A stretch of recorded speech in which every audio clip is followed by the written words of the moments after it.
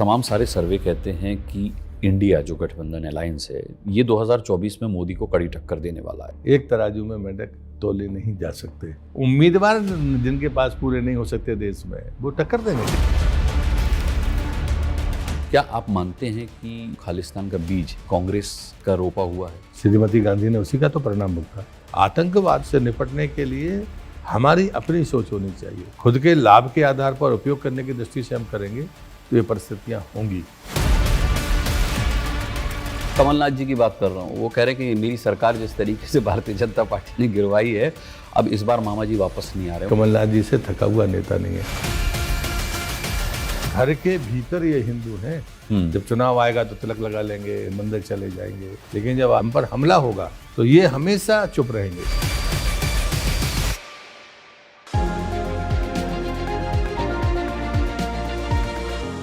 नमस्कार दोस्तों, बहुत बहुत स्वागत है आपका द बिग बेंच में एक बार फिर और बार बार। आज मौका है द बिग डायलॉग का, और जैसा कि हम आपसे कमिटमेंट कर चुके हैं कि द बिग डायलॉग में हमेशा आपको एक ऐसे मेहमान के साथ, एक ऐसे अतिथि, एक ऐसे गेस्ट के साथ बिग डायलॉग सुनने को मिलेगा जो आमतौर पर आपको देखने को या सुनने को बहुत आसानी से नहीं मिलते, बड़े रेयर होते हैं। बड़ा सौभाग्यशाली है द बिग बेंच जिन्हें ऐसे गेस्ट मिलते हैं, और ऐसे ही एक गेस्ट आज हमारे साथ हैं। मैं बात कर रहा हूं मोदी सरकार में जल संसाधन एवं खाद्य आपूर्ति मंत्री प्रहलाद पटेल की। बहुत बहुत स्वागत है प्रहलाद जी, आपका प्रणाम करता हूं। बहुत धन्यवाद। देखिए, मेरा पहला सवाल प्रहलाद जी हमेशा हर गेस्ट से ही रहता है, कैसे हैं आप? मैं बिल्कुल ठीक हूँ और भाग्यशाली हूँ कि ऐसे समय में राजनीति में काम कर रहा हूँ जब भारत को जिस गति के साथ दुनिया में शीर्ष स्थान पर पहुंचने की यात्रा में वो है। और इस मामले में भी सौभाग्यशाली हैं आपकी नई संसद में आप सदस्य हैं। मैं जब पुरानी संसद में, जिसको अब संविधान भवन कहा गया है, जब मैंने उसमें प्रवेश किया तो 28.5 साल का था। आज 63 साल का हूँ, तो उसके सामने वाले दरवाजे से संसद भवन, नए संसद भवन में गया हूँ। तो सच है कि 3 दशक से ज़्यादा का इस स्थान से परिचय है। और इस वक्त महिला आरक्षण को लेकर के तमाम सवाल हैं लोगों के, और आपसे बेहतर कौन हो सकता है इस पर बात कर। पहले दिन ही ये सौगात देश को मिली है कि पहला सत्र हो, भगवान गणेश की चतुर्थी हो, और उसके बाद ये विघ्न ही कहेंगे। 96 से लगातार प्रस्ताव आते रहे, लेकिन कभी सफलता नहीं मिली। संकल्प तो व्यक्त होता रहा, लेकिन सिद्धि नहीं मिली। तो लगता है सिद्धि का अवसर सिर्फ मोदी जी के हिस्से में है। मैं पढ़ रहा था ट्विटर पर, बहुत ब्लंटली कांग्रेस के हैंडल से भी ट्वीट किया गया कि भाई ये मोदी जी का दूसरा जुमला है। आम आदमी पार्टी की तरफ से कहा गया ये महिला आरक्षण बिल नहीं है, महिला बेवकूफ़ बनाओ बिल है। परिसीमन और जनगणना की इसमें शर्तें लागू हैं। ऐसे लोगों को क्या जवाब देंगे? प्रोपेगेंडा पॉलिटिक्स का समय चला गया। और जब भी भारतीय जनता पार्टी हो, मोदी जी का नेतृत्व हो, कोई योजना ऐसी नहीं है जो महिला सम्मान के लिए ना हो। प्रधानमंत्री आवास, शौचालय, गैस कनेक्शन, नल जल, ये ऐसी चीज़ें हैं जो सीधे महिला स्वाभिमान और सम्मान से जुड़ने वाली चीज़ें हैं, जिसका हमने कभी ढोल नहीं पीटा, लेकिन तय किया तो लक्ष्य के समय के भीतर लक्ष्य को प्राप्त किया। मैं जल शक्ति मंत्री हूँ। इस देश की 75 साल की आज़ादी के बाद कभी कोई ये तय नहीं कर पाया कि हर परिवार को पीने का पानी मिलेगा पाइपलाइन से। क्राइसिस है, हमारे डेफिसिट बेसन है, सरप्लस बेसन है। ये चुनौतियां होने के बावजूद भी 2019 में कहा, वो 14 में भी कह सकते थे, लेकिन नहीं, उन्होंने जब प्लान कर लिया 19 में किया, तब 3 करोड़ 27 लाख थे जी, आज 13 करोड़ हो गए। 3 करोड़ से 13 करोड़, और अभी 4 साल पूरे नहीं हुए। मुझे लगता है कि कांग्रेस जिस प्रकार से प्रोपेगेंडा पॉलिटिक्स करती रही है, आने वाली पीढ़ी तो और भी सजग है, वो इस बात को मानेगी नहीं। कानून मंत्री ने वर्तमान की संख्या 543 के अनुपात में 181 बताई है। ठीक है, ये परिसीमन के बाद तो ये संख्या 750 होनी है। तो फिर 181 का आंकड़ा बदलेगा, वो तो मेघवाल जी ने नहीं कहा जी। अब उसके बावजूद भी अगर हम इंटरप्रिटेशन करके लोगों में भ्रम पैदा करना चाहें तो कोई फर्क नहीं पड़ता। तो मतलब परिसीमन हो या जनगणना हो, ये केवल एक भ्रम है जो विपक्ष फैला रहा है। मुझे लगता है आजकल जनगणना होती ही है। आपके पास में स्टैटिस्टिक्स है, हर जिले में कितनी महिला कितने पुरुष। वोटर लिस्ट बनने के पहले भी होती है, 10 साल में होती है, वो आप देश के पास है। आप पिछले आंकड़े के साथ में इसको इम्प्लीमेंट कर सकते हैं। इसके लिए नई जनगणना की जरूरत नहीं है। जिस जिले में कहीं महिला ज़्यादा है, हरियाणा में रेशियो में महिला कम थी, पुरुष ज़्यादा थे। मेरे मध्य प्रदेश में बालाघाट एक जिला है जहाँ पर महिलाएं ज़्यादा हैं, पुरुष कम है। मुझे ये कैसे मालूम है? तो ये मुझे लगता है कि अटकलबाजियाँ ज़्यादा है। लेकिन विपक्ष ने ये भी सवाल उठाया है कि भाई 33% आरक्षण बीजेपी अपनी पार्टी के अंदर से लाएगी कहाँ से? आप कैसे करेंगे? अभी ठीक है कि इसको लागू करने की बात कर रहे हैं, आपने अपना मन साफ कर दिया कि हम महिला आरक्षण ला रहे हैं, लेकिन पार्टी के अंदर ही इतना प्रतिनिधित्व नहीं है महिलाओं का। मुझे लगता है कि आप पूरा स्टेटिस्टिक्स उठाकर देखिए, सर्वाधिक महिला सांसद भाजपा की हैं, और आज से नहीं है। आप अटल जी के एरा को देखिए या बाकी समय पर देखिए, टिकट देने से लेकर जीतने तक जो रेशो है उसमें भारतीय जनता पार्टी आगे है। तो हमारे पास तो गुंजाइश है हमको, और हमने तो पार्टियों में भी कर रखा है। हमारी जहाँ राज्य सरकारें हैं वहाँ पर ऑलरेडी कहीं 33%, कहीं 50% स्थानीय निकायों में है। तो भारतीय जनता पार्टी के सामने चुनौती नहीं। सवाल सबसे बड़ा ये है कि अगर 2024 के इलेक्शन के मद्देनज़र पूरे सिनारियो को देखा जाए, तो चाहे वो राम मंदिर हो, नई संसद हो, महिला आरक्षण बिल हो, आपको क्या लगता है कि विपक्ष इसके आगे कहीं टिक पाएगा? फिर मैं आपसे सर्वे की बात करूंगा, क्योंकि सर्वे कुछ और कह रहे हैं। दो बातें हैं, चुनाव के लिए क्या लाभदायक हो गया, क्या नुकसानदेह होगा, ये भारतीय जनता पार्टी प्रायोरिटी में सोचती है तो सब देश के बारे में पहले सोचती है। दल का परिणाम क्या होगा ये बात की बात होती है। धारा 370 जनसंघ के पहले प्रस्ताव में हमारी पार्टी की स्थापना जम्मू कश्मीर के उस गलत फैसले के कारण हुई थी, और डॉक्टर मुखर्जी का बलिदान वहाँ पर हुआ था। हम डॉक्टर मुखर्जी को 72 साल बाद श्रद्धांजलि दे पाए जब धारा 370 हटी। राम मंदिर का मामला देश की आज़ादी के पहले 450 वर्ष का संघर्ष था जी। 4 लाख से ज़्यादा लोगों ने बलिदान दिया है। वो सत्ता के लिए नहीं था। ये जो कांग्रेस कहती है, लेकिन जब कांग्रेस ये कहती है कि राम काल्पनिक थे, आपत्ति यहाँ पर है। हम जिन लोगों से जिनने हमको गुलाम रखा, उन्हें सिर्फ हमारा धन नहीं लूटा, हमारी सनातन परंपराओं को नष्ट करके उन्हें ये तय किया कि भाई जब तक इनको खत्म नहीं करेंगे, इनकी परंपरा है, इनको गुलाम नहीं बना कर रखा जा सकता। मेकाले की रिपोर्ट इसका सबसे अच्छा उदाहरण है। उनने अपने आकाओं को भेजी थी रिपोर्ट कि जब तक इनकी परंपराओं को खत्म नहीं किया जाएगा, लंबे समय तक इनको गुलाम बना के नहीं रखा जा सकता। गुलामी का अर्थ क्या है पहले ये समझना चाहिए। और इसलिए सनातन की परंपराएं, चाहे वो प्रतीक के रूप में मंदिर हों, हमारे शास्त्र हों, या धर्मायतन जिनको हम कहते हैं, उनकी रक्षा करना या उन्हें पुनर्स्थापित करके आने वाली पीढ़ी पे पहुंचाना, ये बड़ी ताकत है। मैं एक सिंपल बात करता हूँ कि बिना पढ़ा लिखा आदमी भी गांव में धर्म की जय हो, अधर्म का नाश हो, प्राणियों में सद्भावना हो, विश्व का कल्याण हो, शायद वो विश्व का नक्शा भी नहीं जानता होगा जो नारे लगाता है, लेकिन वो पैदा होने के बाद जब होश संभालता है तो बच्चा होकर भी कहीं सबके साथ भीड़ में ये बात कहता है, दुनिया में कोई और नहीं कहता। ये क्या गलत है? क्या इसकी ताकत नहीं है? दूसरा, जब अभी G20 का मामला आया, वसुधैव कुटुंबकम की बात हुई, और जिस प्रकार से एजेंडा प्रस्तुत हुआ और उसके बाद दुनिया ने उसे स्वीकार किया। अब पूरी दुनिया स्वीकार करे और यहाँ चंद लोग उसको आपत्ति हो, क्या ये उचित है? सनातन का मजाक बनाना या सनातन का विरोध करना, ये मुझे लगता है कि भारत के साथ अन्याय है। आपका धर्म कुछ भी होगा, पूजा पद्धति आपकी कुछ भी होगी, इस पर तो कभी आपत्ति नहीं रही है। हमने तो सबको जगह दी है यहाँ। ये ऐसा देश है कि सबसे पुराना चर्च यहाँ मिलता है केरल में, हमने तो उसको नहीं नष्ट किया। तो ये जो चीज़ें हैं, इन बातों को समझना पड़ेगा कि हमारी सांस्कृतिक विरासत कितनी सबल थी, कितनी ताकतवर थी। और मैं जो महिला आरक्षण की आप बात कर रहे हो, ये सब सीटों का खेल नहीं है। आप 1000 साल पहले हमारे देश की महिलाओं के स्तर को देखिए। शंकराचार्य के समय महिलाएं का स्तर बराबरी पर नहीं था, सदैव ऊपर था। ये गुलामी ने हमको उनको पर्दे के भीतर ढकेला, घरों के भीतर ढकेला। हमारी जितनी मेहनत कश जिनने स्वावलंबन दिया, उन तमाम छोटी जातियों को अछूत बनाने वाला कौन? जिनने धर्म नहीं बदला और मैला उठाना स्वीकार किया, उसका सम्मान होना चाहिए कि उसको अछूत मानना चाहिए? ये परिस्थितियां पैदा करने का काम इस गुलामी की मानसिकता ने किया है। हमारी सनातन परंपरा में कभी ऐसा नहीं था। मैं बाली गया था, बाली में अगर आपको मंदिर के भीतर पूजा करनी है तो शूद्र बनना पड़ेगा, तब आप भीतर कर पाएंगे। अच्छा। तो हमारे यहाँ पर सेवा को स्थान था, लेकिन हमने उसको अछूत बना दिया, सेवक बना दिया, यानी हमने चारण बना दिया, गुलाम बना दिया। ये जो है, ये गुलामी की मानसिकता का प्रतीक है। ठीक है। सर्वे की मैं बात कर रहा था, तमाम सारे सर्वे कहते हैं कि इंडिया जो गठबंधन अलायंस है, ये 2024 में मोदी को कड़ी टक्कर देने वाला है। और आप ही की पार्टी के एक वरिष्ठ नेता का मैंने पिछले दिनों इंटरव्यू किया, सुब्रमण्यम स्वामी साहब की मैं बात कर रहा हूँ। उन्होंने कहा कि अगर इस इंडिया में से राहुल और सोनिया को निकाल दिया जाए तो 2024 में मोदी जी नहीं आ रहे। नहीं, मैं देखो कभी उपमाओं में और बोलने में कभी संयम खोता नहीं। उस दिन जब वो मुझसे पूछ रहे थे तो मैंने उनसे ये कहा कि कभी मेंढक तोले जाते हैं क्या, इतना ही कहा मैंने, विपक्ष को मेंढक नहीं कहा। अब जब उपमाएं आप कहते हैं, जब व्यंग करते हैं तो वो तीखा लगता है, लेकिन उसमें विनोद भी होता है। और मुझे लगता है ये तरीका ठीक है, हम किसी को सीधे अपमानित कभी किसी को करना नहीं चाहिए। ठीक है, लेकिन ये सच है, मैं अभी फिर कह रहा हूँ आपसे, एक तराजू में मेंढक तोले नहीं जा सकते।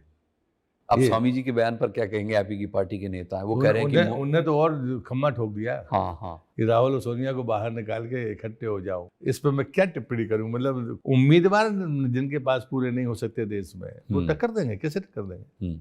लेकिन स्वामी जी पार्टी में रहकर के इतना मुखर कैसे बोल जाते हैं? ये स्वामी जी बताएंगे तो अच्छा रहेगा। अब स्वामी जी से पूछो तो वो कहते हैं कि पार्टी से पूछिए कि मेरे को क्यों। स्वामी जी बहुत, वो जनता पार्टी बनाने को तैयार बैठे हैं। उनका सम्मान भी करता हूँ। हाँ, मैं उनका सम्मान करता हूँ, इसलिए उस पर कोई टिप्पणी भी नहीं करूंगा। नहीं, वो मुझसे बोले मैं जनता पार्टी बना लूंगा अगर पार्टी मुझे बाहर निकाल दे तो। मैंने कहा पार्टी आपको इतना मुखर बोलने के बाद भी बाहर क्यों नहीं निकालती? बोलिए पार्टी से पूछिए। तो आप तो एक जिम्मेदार मंत्री हैं, तो मैं एक बात और होती है कि जब कोई बुजुर्ग बहुत विद्वान आदमी और वरिष्ठ हो, उसकी राय को कभी आलोचना के तौर पर या नाराजगी के तौर पर नहीं लेनी चाहिए। जैसे हम बाल मन को और हमारे जो बुजुर्गों को जो स्थान देते हैं, तो चीज़ें अगर वो कहते हैं तो उन चीज़ों को हम लोग कभी दोनों ऐसे नहीं लेते हैं, ऐसा मानकर चलिए। लेकिन उनकी इच्छा है, प्रधानमंत्री बनना चाहते हैं वो। मैंने उनसे पूछा कि क्या प्रधानमंत्री बनना चाहते हैं? बोले अगर ऊपर वाला चाहेगा तो मुझे कोई रोक नहीं सकता। मुझे लगता है कि इस पर मैं टिप्पणी नहीं करूँगा। वो मेरी हैसियत भी ये नहीं है और वरिष्ठ होने का सम्मान आपने दे चुके। स्वामी जी के उनके बारे में कोई टिप्पणी करूं, नहीं करूंगा। लेकिन 2024 को लेकर के आप इतना भरोसा जता रहे हैं, लेकिन घोसी सीट ने एक अलार्म बजा दिया है, जहां समाजवादी पार्टी भारतीय जनता पार्टी पर न केवल हावी रही बल्कि उसने जीत भी हासिल की। लोकतंत्र में हम ये कभी नहीं मानते कि सब कुछ हमारे पास होगा। पिछले चुनाव के पहले हम 3 राज्य हारे थे। नहीं, सब कुछ आपके पास नहीं होगा तो फिर कांग्रेस मुक्त भारत कैसे होगा? नहीं, मतलब 3, आप तो एक विधानसभा की बात कर रहे हो।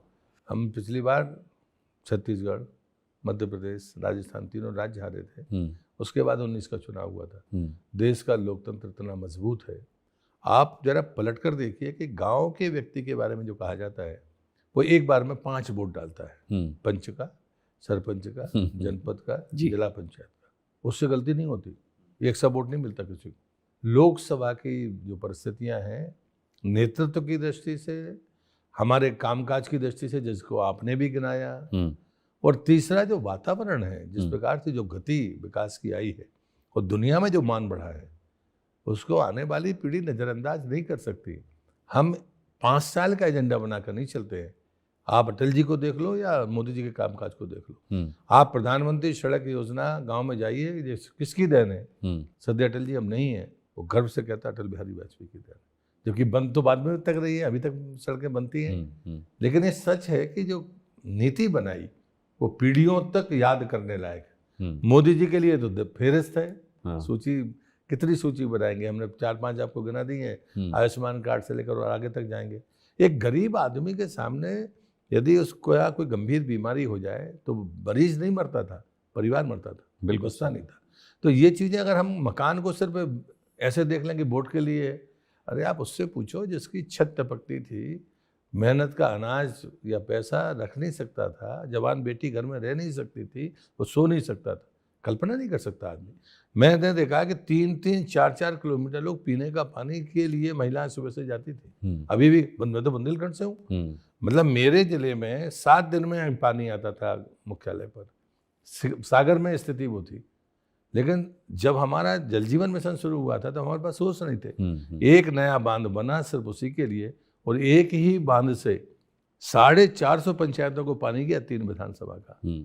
तो मुझे लगता है कि ये चीज़ें हैं जो परिवर्तन लाने वाली चीज़ें हैं। मैं तो खुद मानता हूं कि योजनाओं के नाम पर एक लंबी फहरिस्त है मोदी सरकार के पास, लेकिन उसके बावजूद सर आप देखो कर्नाटक का फैसला खिलाफ चला गया सरकार के, और इसको विपक्ष ने 2024 का एक लिटमस टेस्ट माना है। देखिए, हम कुछ भी सोच लें उससे क्या होना है, मैंने आपको बताया नहीं भाई, जीत तो हासिल पिछले- हुई है कांग्रेस को, जीत तो हासिल हुई है कांग्रेस को, अब उसमें तो कोई दो राय नहीं। मुझे, मैंने आपसे कहा ना कि पिछली बार हम छत्तीसगढ़, मध्य प्रदेश जैसा राज्य हार गए थे जो संगठन के सर्वोच्च उस पर था, लेकिन अब आप देखना कांग्रेस तो कह रही है अब भी हारने वाले हैं। ये तो परिणाम बताएगा। आप तो खुद उस एमपी से समय आते हैं। उस समय अगर कोई तात्कालिक टेस्ट होगा तो फिर इन्हीं राज्यों का होगा, उस समय देखेंगे। हाँ, नहीं लेकिन कैसी तैयारी कैसी है मध्य प्रदेश की बात चली है तो मैं पूछ ही मुझे लूँ लगता है आपसे। कि बहुत अच्छी तैयारी है हमारी नीतियों में, विकास में, के मॉडल में हम्म, कोई दुविधा नहीं। हम्म, और मैं हमेशा कहता हूँ मूल्यांकन के 3 ही तरीके होते हैं। एक होता है विचार, दूसरा है विकास और तीसरा है व्यक्ति। व्यक्ति पर मतभेद हो सकते हैं, कई बार वो भारी भी पड़ जाता है, लेकिन विचार की दृष्टि से जैसे मैंने आपको गिनाया कि हम वो लोग हैं जो आज़ादी के बाद से जिस विचार को लेकर चले, हमने उसको कभी त्यागा नहीं, उससे समझौता किया नहीं। अब वोट का नुकसान हो या ना हो, लेकिन अटल जी कहते थे कि व्यक्ति से बड़ा दल, दल से बड़ा देश, देश से बड़ा हमारे सामने कुछ नहीं है। विकास के मॉडल में कोई हमारी आलोचना तो नहीं कर सकता। नहीं, आलोचना करने वाले कम नहीं है, मैं आपको बताऊं, वो अपने स्वार्थ के कारण करते होंगे, लेकिन नहीं, अच्छा मैं आपसे पूछता हूँ, कभी प्रहलाद जी चोट खाए हुए लोग, मैं कमलनाथ जी की बात कर रहा हूँ, वो कह रहे हैं कि मेरी सरकार जिस तरीके से भारतीय जनता पार्टी ने गिरवाई है, अब इस बार मामा जी वापस नहीं आ रहे, उनके उन्होंने लिखित में दे दिया, मतलब एक तरीके से मोहर लगा दी। उनसे आप कभी ये पूछना कि क्या अपराध किया था गरीब आदमी ने, अपने प्रधानमंत्री आवास 1 लाख से ज्यादा लौटा दिए थे, पैसा नहीं दिया था, जल जीवन मिशन का काम शुरू नहीं किया था, क्या ये उचित था? किसी परिवार में अगर पाइपलाइन के द्वारा पानी पहुंच जाता, आपने तो उन्हीं का घर उजाड़ दिया सर, मुख्यमंत्री थे अच्छे खासे। नहीं, मुझे लगता है कि, लेकिन आपने सरकार में जाके किया क्या? संबल योजना, वो कह रहे बीजेपी ने मौका ही नहीं दिया मुझे करने का, अपना खेल खेल दिया, मिशन कमल चला 1.5 साल में तो कमाने में लगे रहे, तो ये कैसे करें कि उनको मौका नहीं मिला? दूसरे कामों के लिए आपके पास मौका था, व्यक्तिगत लाभ पहुंचाने के लिए, लेकिन सार्वजनिक लाभ को आपने कुठाराघात किया, इसके लिए आपके पास अवसर था। तो मैं आपको उदाहरण दे रहा हूँ ना, तीनों इतनी गरीब उन्मुक्त योजनाएं थी, और कमलनाथ जी ने और कांग्रेस ने उसको नुकसान किया।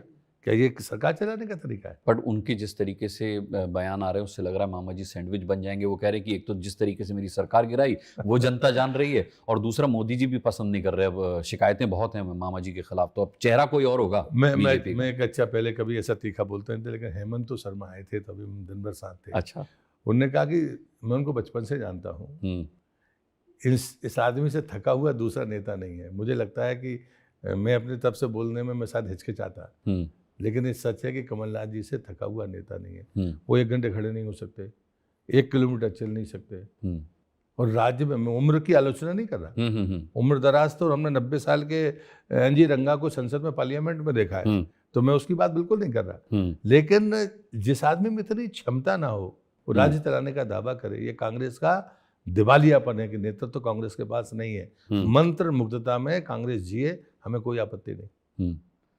इन पर आरोप भी है, कमलनाथ जी की बात चली तो सिद्धू साहब जो हैं रॉ के, उन्होंने आरोप भी लगाया कि बाकायदा कांग्रेस नेता कमलनाथ, संजय गांधी और उनके ग्रुप के लोग जो हैं भिंडरा वाले के को फंडिंग किया करते थे। मैंने उनका वीडियो सुना है। देखिए, ये पब्लिक डोमेन में क्यों नहीं आती? पब्लिक डोमेन में दिक्कत आप लोग फेल हो जाते हैं पब्लिक डोमेन में इसे डालने में। भारतीय जनता पार्टी सदैव कुछ मर्यादाओं का पालन करती है। जैसे मैंने आपसे कहा कि मेरे कभी भी भाषण में, मुझे 34 साल पहले मैं संसद में आया था, किसी मेरे बोलने पर विवाद नहीं हुआ होगा, या जो प्रेस का काम है प्रेस करे, हम अपना काम हम करें, मर्यादाओं का हम पालन करें। लेकिन मैं आपको उदाहरण बताता हूँ, मैं स्टैंडिंग कमेटी में अरुणाचल गया था, उस समय अरुणाचल के चीफ मिनिस्टर थे, बाद में उन्होंने सुसाइड किया था, वो कांग्रेस के चीफ मिनिस्टर थे दूसरी बार। अटल जी के समय वहाँ की रेल परियोजना का भूमि पूजन हुआ, वो रेल परियोजना बनकर मनमोहन सिंह जी के समय तैयार हो गई। 2 साल हो गए, चीफ मिनिस्टर ने कहा, हम स्टैंडिंग कमेटी मतलब भाजपा वर्ग के लोग नहीं थे, सभी पार्टी के लोग थे, उसमें कांग्रेस के लोग भी थे। घर पर बैठकर उन्होंने कहा कि मैं मोदी को सल्यूट करता हूँ। बोले मेरे प्रधानमंत्री के पास मैं गया, उन्होंने कहा अभी अनुमति नहीं है, तो मैं आ गया, मुझे लगता मैडम से अनुमति लेनी होगी। दूसरी बार गया तो बोले नहीं अभी अनुमति नहीं आई है, एक लाइन के अलावा दूसरा लाइन होती नहीं थी। तो तीसरी बार मैंने पूछ लिया कि अगर मैडम से नहीं है तो मैं जाके ले लेता हूँ। तो बोले मेरे प्रधानमंत्री ने कहा कि नहीं, मैडम की नहीं, चीन से एनओसी नहीं, इस देश की ये हालत थी, इस सच्चाई से आने वाली पीढ़ी को परिचित होना चाहिए। चंद्रयान की मिशन की पैसे में अगर रुकावट आई तो इन कारणों को आम आदमी को पता होना चाहिए, लेकिन हम कभी इस स्तर पर गए नहीं। और उन्होंने कहा कि मैं मोदी जी से कटसी में मिलने गया, क्योंकि वो प्रधानमंत्री बन गए, तो एक चीफ मिनिस्टर होने के नाते मैं गया।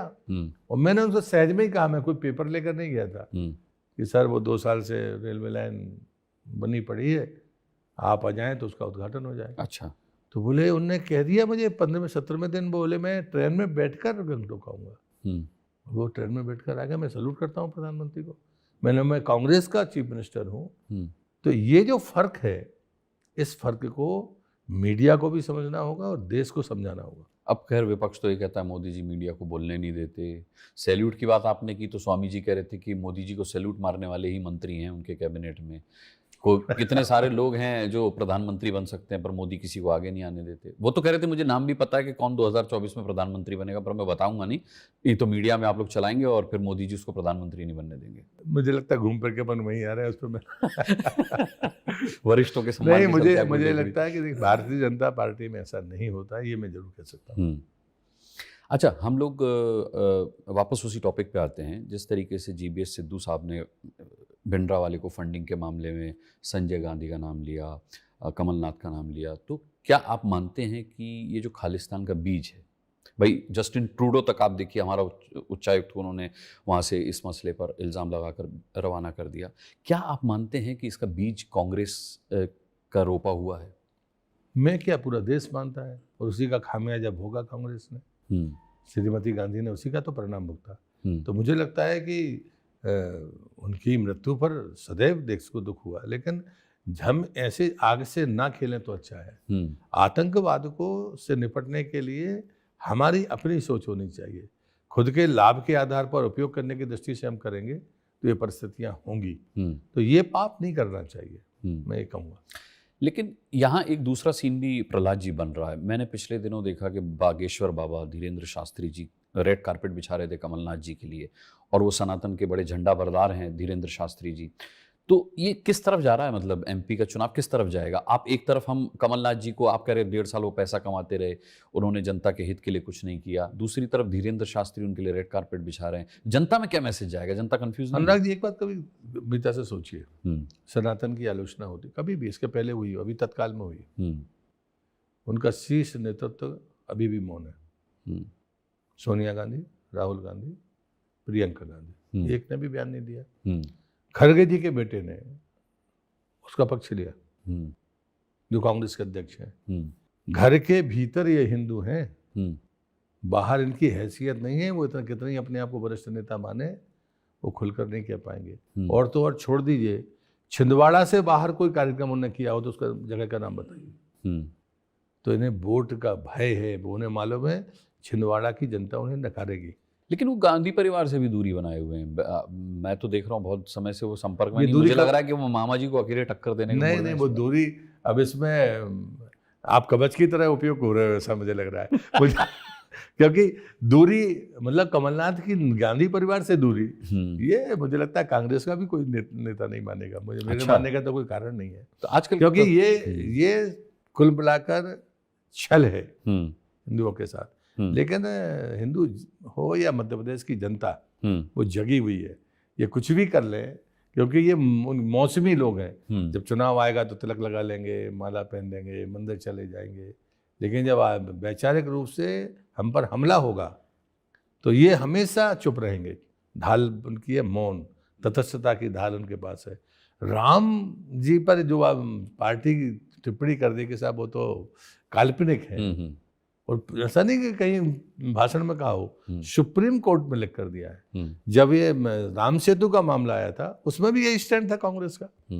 तो जो मूल्यों पर और मर्यादाओं पर प्रहार करते, लेकिन आपकी सरकार भी तो राम सेतु को राष्ट्रीय धरोहर घोषित नहीं कर रही। नहीं, हमारे समय उसका प्रस्ताव था। मैं मानता हूँ जब उसको टूटने से अगर किसी ने बचाया और अपना स्टैंड अगर सुप्रीम कोर्ट में दिया तो वो भारतीय जनता पार्टी की सरकार ने। तो राष्ट्रीय धरोहर आगे घोषित होने की उम्मीद रखे है, उसको मानना चाहिए। है वो नहीं मानना चाहिए, मानते तो हैं। देखिए धार्मिक आस्था से जुड़े लोग मानते हैं, बट सरकार अगर उस पर धार्मिक देखिए वो भी लगा दे राष्ट्रीय धरोहर का, तो ये मोदी की सरकार ही करेगी, कोई दूसरा नहीं करेगा। आप लिख लो। तो मतलब आप मान रहे हैं 2024 में आप ही की सरकार आएगी? निश्चय, उसमें कोई शंका मुझे नहीं। भाई इसी ओवर कॉन्फिडेंस का इल्जाम लग रहा है प्रहलाद जी कि मतलब ये तो अब कुछ आगे पीछे देखने को तैयार ही नहीं है, मतलब मानकर चल रहे मेरी सरकार। नहीं, मुझे लगता है ऐसा तो नहीं कि देखिए कर्नाटक इलेक्शन का नतीजा, घोसी उपचुनाव का नतीजा, ऐसा तो नहीं कि आप मतलब कबूतर की तरह सरकार आंख बंद करे बैठी है और बिल्ली खा जाए उसको। मैं नहीं मानता, हम हर गलती से सीखने वाले लोग हैं, मैं आपको बताऊं। दूसरा, आकलन में कभी गलती नहीं होती। लोकतंत्र में 100% जीत कभी किसी की होती नहीं है कि हम 100% सीटें जीत। और विपक्ष कहता है गलती हो भी जाती है तो हमेशा हॉर्स ट्रेडिंग कर लेते हैं, उनको महारत हासिल। आरोप लगाने को तो कोई भी कुछ कह सकता है, पर सच ही नहीं। बेचारे बसों में, 5 स्टार होटलों में अपने विधायकों को लेके इधर उधर दौड़ते रहते हैं। मतलब ये अगर ये झूठा इल्जाम होता तो उन्हें अपने विधायक क्यों बचाने पड़ते? देखिए, कांग्रेस के मुंह से ये बातें शोभा नहीं देती, जिन्हें सरकारों को सुबह जब मर्जी आया तब गिरा दिया है। हाँ।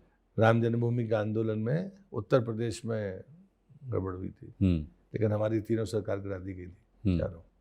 तो आप बदला लेते हैं अब? आप नहीं, बदला नहीं। कोई टूट कर आया उसमें हम सबको, सब में अमित जी के बारे में कहा जाए, मैं आपको विश्वास दिलाता हूं कि मध्य प्रदेश के परिवर्तन में अमित भाई का कोई रोल नहीं था, ये मैं कह सकता हूँ।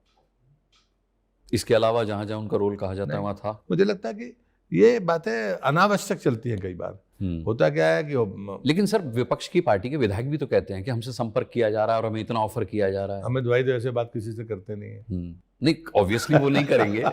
तो पर अमित भाई को क्यों बीच में लाना? नहीं, वो तो बोलो, यही सच्चाई है। देखिए, परसेप्शन को बनाना और बिगाड़ना, ये राजनीति अलग राजनीति है। इससे बाज आए लोग तो अच्छा है, बहुत छोटे मामले में उलझने की जरूरत नहीं है। इतनी बड़ी बड़ी चीजें चर्चा के लिए हैं, उन पर बात करिए। और ये बात भारतीय जनता पार्टी करती है, हम बहुत हल्केपन पर नहीं जाते हैं। जब हम कहते हैं ना, तो हम व्यक्तिगत तौर पर, किसको नहीं पता था कि सिखों के इस मूवमेंट को किसने मदद की है? जिसको पता था। ऐसा तो नहीं था कि राजनेता को पता नहीं था, बोलने की लोगों की हिम्मत नहीं रही होगी। लेकिन जो चीजें आज कही जाती हैं, नॉर्थ ईस्ट आज जहाँ पर सबसे पीसफुल है, एक मणिपुर की घटना अभी जो हुई है, लेकिन मैं तो वहाँ का इंचार्ज था।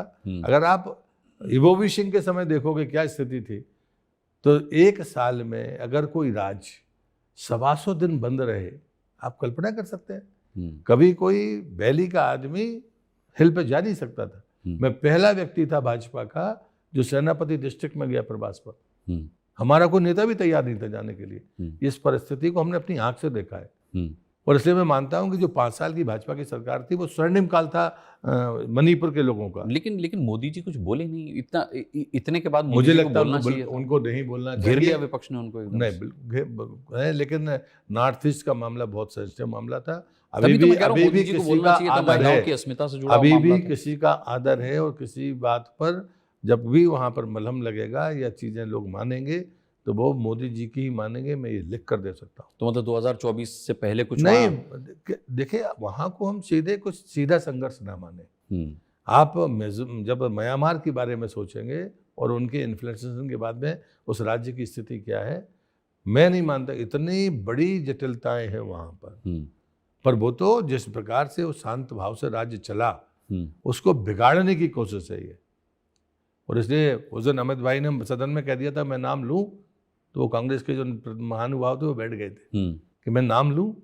क्योंकि क्या होता है कि उत्तर पूर्व के मामले में हमें संवेदनशीलता से ही सोचना चाहिए। सारी चीजें सार्वजनिक कहना और करना, मुझे लगता है ये उचित नहीं होगा। लेकिन आपको नहीं लगता कि 2024 से पहले देश की जनता को ये जवाब देना होगा कि मणिपुर भी नहीं संभल रहा, राज्य सरकार फेल हो गई वहां पर, जिस तरीके से विपक्ष ने आरोप लगाया, और LAC भी नहीं संभल रही, चीन घुस गया, चीन ने कब्जा कर लिया। अरे स्वामी जी केस कर रहे हैं सरकार पर। करें, उनको करना चाहिए। सुब्रमण्यम स्वामी केस कर रहे हैं, उनको करना चाहिए।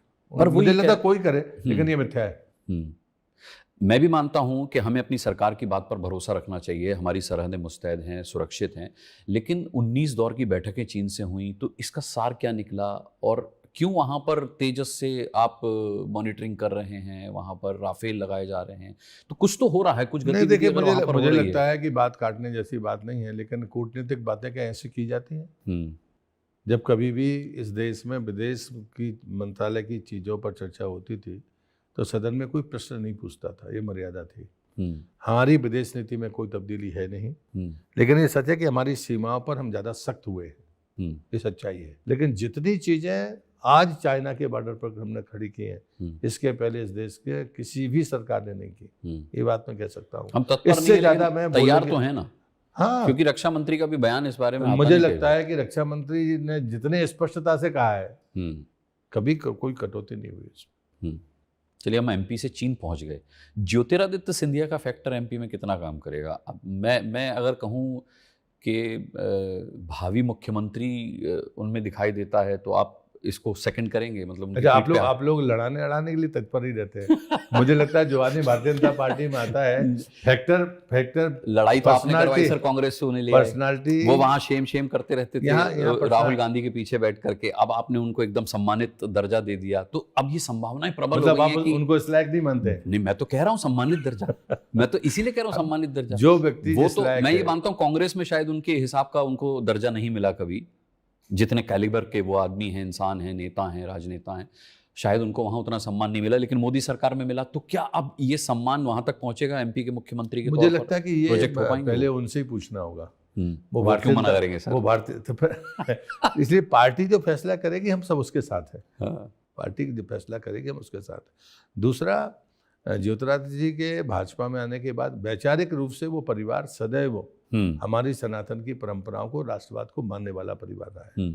चाहे माधवराव जी रहे हों, पहला चुनाव तो वो जनसंघ से ही जीते थे, राजमाता साहब का तो कोई जवाब ही नहीं था, और इसलिए संस्कार में वैचारिक कोई अवरोध नहीं था। इसलिए वो बहुत जल्दी पार्टी के भीतर उनका समरस होना संभव हुआ। मतलब मध्य प्रदेश की चुनाव में हम उनकी एक अहम भूमिका देखेंगे? स्वाभाविक है, एक कद्दावर नेता है। लेकिन मध्य प्रदेश में पार्टी के अंदर ही संकट बहुत हैं प्रहलाद जी। हम पहले भी देखते रहे, उमा भारती जी बहुत मुखर रही हैं, ट्वीट भी कर देती हैं, डांट भी देती हैं, डपट भी देती हैं। अब साध्वी प्रज्ञा विवादित बयान देती हैं, कहते हैं मोदी जी ने उनसे दूरी बनाकर रख ली है। क्या टिकट कट सकता है उनका? मतलब ऐसी कोई संभावना है?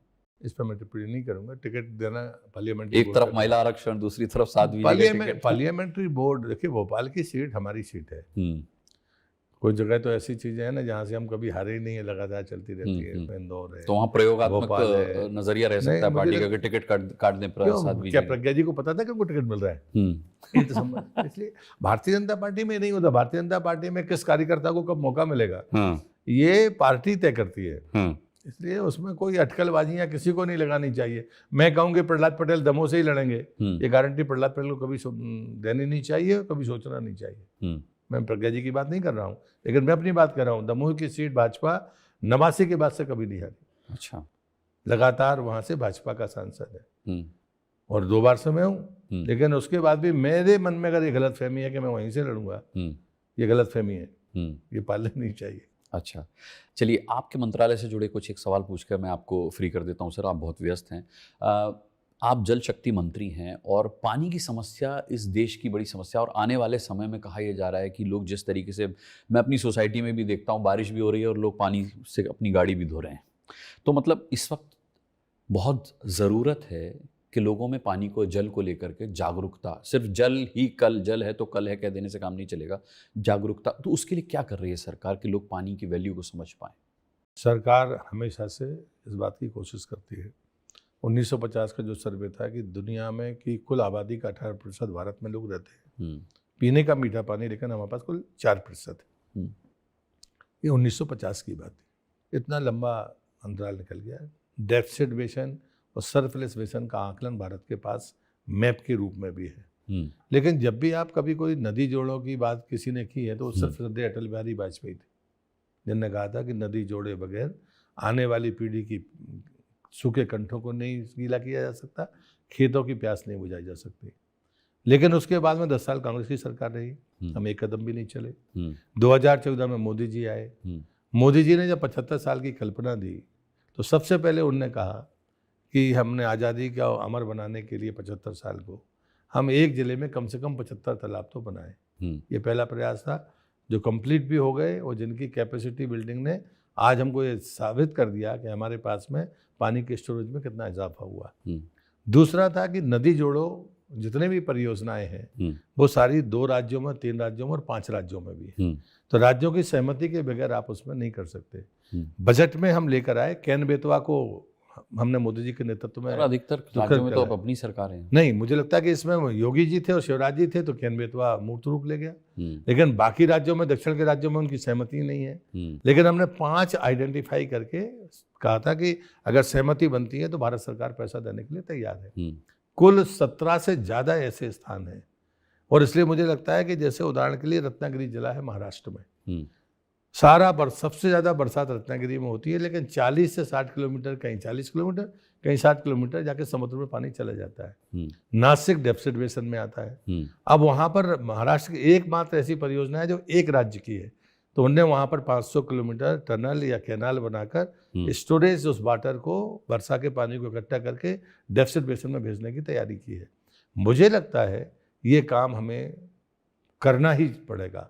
हमें अगर सरकार दोबारा चाहिए तो हमें आने वाली 25 साल बाद देश की परिस्थिति क्या होगी। आज एक ग्रामीण आदमी को 55 लीटर पानी चाहिए, लेकिन मुंबई के आदमी को 125-150 लीटर चाहिए। तो आने वाले 20 साल बाद एक व्यक्ति को 100 लीटर से कम में काम नहीं चलेगा। इसके लिए कोई बड़ा साइंटिफिक डेटा कलेक्शन की जरूरत नहीं है। जिसके घर में शौचालय नहीं था तब वो कितने लीटर पानी में निस्तार करता था, एक शौचालय बना तो उसकी खपत कितनी बढ़ गई, 2 बन जाएंगे तो कितनी बढ़ जाएगी। एक ही चैलेंज है, पानी तो चाहिए, बिना पानी के स्वच्छता नहीं रह सकती। लेकिन जिस दिन एक व्यक्ति को 55 लीटर पानी सुबह मिलता है, 24 घंटे में वो उसको ग्रे वाटर बनाकर फेंक देता है, ये कहाँ जाएगा। इससे कहीं ज़्यादा चिंता की बात यह है कि ग्रे वाटर मैनेजमेंट कैसे होगा। हम पीने वाले पानी से फ्लश करेंगे तो एक मल अगर 100 लीटर पानी में डाल दिया जाए, थोड़ा पूरा पानी खराब, गंदा करना आसान है, लेकिन अगर 1 लीटर गंदे पानी को पीने लायक बनाना हो तो उसका खर्चा कितना है। तो ठीक है, हम पीने लायक नहीं बना सकते, लेकिन मवेशी के पीने लायक और खेत में डालने लायक बना सकते हैं।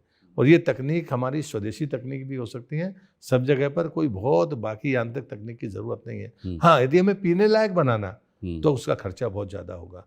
तो मुझे लगता है, मैं आपकी बात से 100% सहमत हूँ अवेयरनेस के लिए। लेकिन मोदी जी खुद, आप उनके किसी भी भाषण में देखिए, स्वच्छता पर अगर आंदोलन खड़ा हुआ और आंदोलन बना और दुनिया के जितने भी अनुमान थे उनको झुठलाकर हम 11 साल पहले हमने अपने आप को खुले में शौच से मुक्त किया, लेकिन उन्होंने कहा था कि पहले लोगों ने कहा था इससे ही काम चल जाएगा। उनका ना, ये तो पहली सीढ़ी थी। अब हम इसकी तरफ आगे बढ़ रहे हैं जिसमें ग्रे वाटर मैनेजमेंट भी। हाँ। अच्छा, मैं आपका फिर एक बार और समय चाहूंगा चुनाव से पहले। एमपी के चुनाव पर भी हम बात करेंगे जरूर। अगर अच्छा लगा हो आपको बात करके, मैं तीखे सवाल भी पूछता हूँ और मैंने पूछे भी और आपने जवाब भी बहुत अच्छे दिए। बिल्कुल पूछना चाहिए, मुझे कभी आपत्ति नहीं होती है। मैं एजेंडा सेट करके बात नहीं करता हूँ। नहीं, मैं भी एजेंडा सेट करके सवाल भी नहीं पूछता, इसलिए आप बिल्कुल जरूर पूछिए। मुझे अच्छा लगा और इतना खुलकर बात होनी भी चाहिए। जो चीज़ें सिर्फ कानून और नियम से बातें नहीं बनती है जी, मर्यादाएं महत्वपूर्ण होती हैं। बिल्कुल, भारतीय जनता पार्टी नियम और कानून जानती भी है, समझती भी है,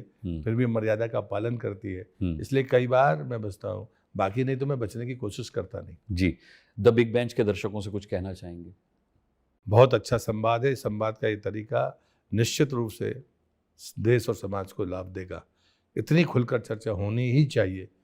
कई बार हम मर्यादा में चीज़ों को नहीं बोल पाते हैं, लेकिन मर्यादित होकर भी चीज़ों को कहा जा सकता है।